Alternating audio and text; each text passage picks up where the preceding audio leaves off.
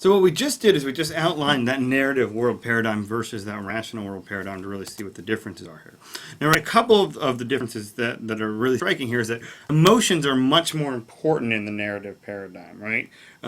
Emotion doesn't really have a place within that rational world paradigm. So this is a much more pathos-driven type of approach. Also, the aesthetic appeal is more important than in the narrative paradigm. We're not only concerned with what's right, but we're concerned with what's compelling within the narrative paradigm. And in the rational world paradigm, experts are qualified to assist successful communication, but the narrative paradigm really opens it up, right? So we can see the point of a good story and judge its merits. Some people say or that's why some people don't like the narrative paradigm, is because it really opens up the idea of expertise. Understanding what makes something persuasive isn't only something that should be done by scientists in lab coats, right? But it's something that can be done by all of us by understanding how it is that that communication affects us in our everyday lives. Now, it's really important, I think, too, right, that maybe we don't need to only think about the narrative world paradigm taking over from the rational world paradigm. There are places where a rational world paradigm is more valued and places where a narrative paradigm is more valued, right? So, for example, I don't really want my pilot thinking that right, they're going to tell a good story about flying, right? Like, I hope they have a rational world cause and effect understanding of what makes a plane work, right? Or my doctor. But there are other places where a narrative paradigm might be, right? So, for example, a religious leader is much more concerned with the narrative paradigm, with the national world paradigm. Rational, not national. And so it's really important to think about like where narrative world paradigm might be valued over the rational world paradigm. And that might make for a good journal entry as well. So judging narratives, right?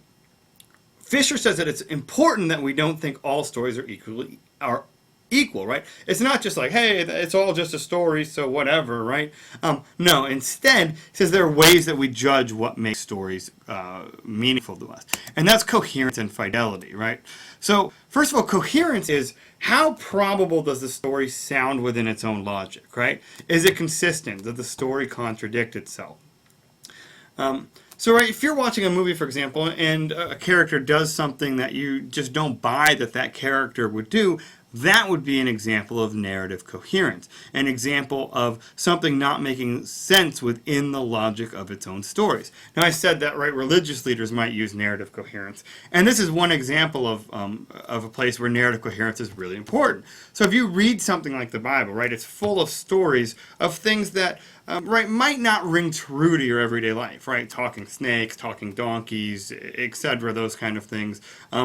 But within the logic of that story, there's a kind of consistency that still draws people to that narrative, even though it doesn't have what we're going to call here narrative fidelity, right? Narrative fidelity is all about, does the story ring true with your own experience? Does it match up with the way that the world actually works? So that's the difference between, like, in a movie where you would see a character doing something and you would say, I don't think the character would do that. Or you would look at a story and say, that's impossible. That would never happen. A good example of the difference between coherence and fidelity, I think, is something like if we were to watch Star Wars, right? Now, Star Wars is something that does not have a lot of narrative fidelity to me, right? I've never seen any of those things. It does not ring true with my experiences, right? Flying around with spaceships, using the Force, etc., etc. But it does have coherence. Now, what if that story were to make a decision to become more coherent, right? What if Luke Skywalker were to pull out a shotgun, for example, right? Now, all of a sudden, that would have more narrative fidelity, but it would lose its narrative coherence. All of a sudden, within the logic of its own story, it would appear ridiculous, even though it would be more, quote-unquote, true to life. And so we look for things, right, in narrative fidelity, right, that doesn't help you in your everyday life. We're looking to extend the story beyond kind of the logic and the base of its own story to extend it to our everyday lives. And so a good story, right, a story that is either has narrative coherence or narrative fidelity, and sometimes they have both, stories can have both, is what makes a story a valuable means of persuasion. Couple questions here. Fisher says that we tend to generally applaud stories that are geared towards the generous, true, and honorable. Do you think that's too optimistic a view of people, or do you think we tend to settle for convenient stories? Are we drawn to good stories, basically? What kind of stories do you find especially persuasive? And are there any types of communication that you think maybe we shouldn't think of narratively? Something to think about for your journals, perhaps. Highly interpretive theory. So clarification of value. Yes, right up front he says we're going to try to move away from rationality, and he wants to give us a different way to understand the world. One that's narrative based. High in the clarification of value.